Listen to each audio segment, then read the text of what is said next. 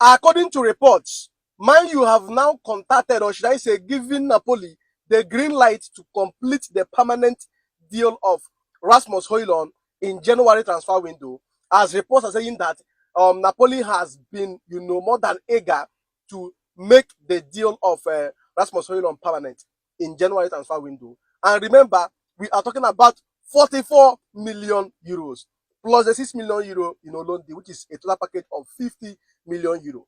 Mind you, they have paid 6 million for the loan already. Now they are going to pay us 44 million euro. Bro, money don't they enter. Money don't they enter small. And for Man U to give them this green light to complete the deal, or should I say make the move of Rasmus Højlund to Napoli permanent, it means that they have seen a replacement. I have taken my time to study how this new management moves, right? They can never give them green light if they never see a replacement. All right, for them to give them green light, they have seen a Rasmus Højlund's replacement. And who knows who this player is? I just can't wait. I can't wait. All right? And it means that they are planning to back Ruben Amorim in the January transfer window. All right? This is much needed. You see that January transfer window, we need to sign at least 2 players, 1 defensive midfielder and 1 left wing back.